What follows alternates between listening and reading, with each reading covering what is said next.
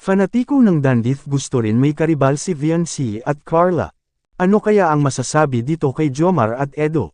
Yan ay sama-sama nating tutukan mamaya mga kalingap. At kung nagustuhan nyo po ang ganitong klaseng reaction video, paki-like at subscribe naman po para lagi kayong updated sa susunod kong mga uploads. At salamat sa walang sawang pagmamahal at suporta kay Kuya Val Santos Matubang at Idol Kalingap Rab. Paalala, panoorin at tapusin ang video na ito para malaman mo kung ano ang nilalaman nito bago mag-comment.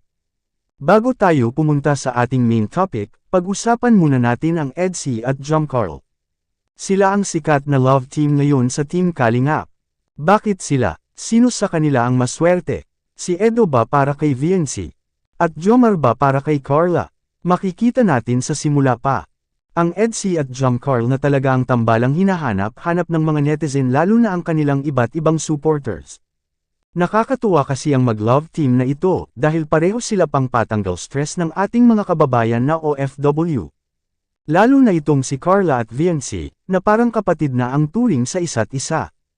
Pinapakita ng dalawang beneficiaries na magkasundo ang dalawa at magandang halimbawa sa lahat ng Kalingap Angels. At matatawag nating One Kalingap, One Family, makikita natin ang picture nila doon pa sa Palawan mga Kalingap, dito nagsimula ang unang pagsasama ng mag-love team, sa isang lugar lamang.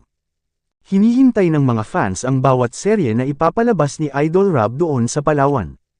Ang daming excited at ang daming hindi makatulog dahil sa tambalang Edsy at Jomcarl, maraming mga kababayan natin na OFW na napawi ang lungkot dahil namimiss nila ang kanilang pamilya.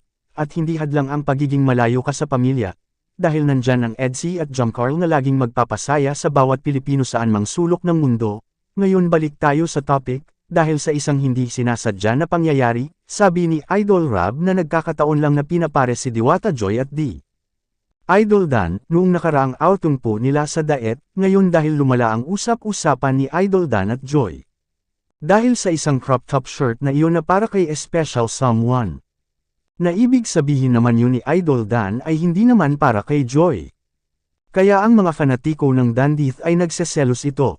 Kaya ang sigaw po nila na gusto rin nila na may karibal din si Viancy at Carla. Ang tanong dito papayag kaya si Jomar at Edo. At bakit pinangunahan nila si Idol Rab? Sila ba ang direktor? Well, ito ay isang opinion lamang ng ating kababayan na fanatiko ng Dandith, kaya pwede rin po kayo mag-comment sa ibaba mga kalingap. Tulad ng sinabi ni Idol Rab, isa lang siyang simpleng charity vlogger, na naghahanap ng matutulungan, kaya nag-iisip siya na bagong strategy para makatulong sa kapwa. At ang Kalingap serye, ang nagiging sagot sa lahat ng mga hindi sikat o viral na mga tinutulungan ni Idol Rab. At ito ay malaking tulong para umunlad ang mundo ng charity ng Kalingap.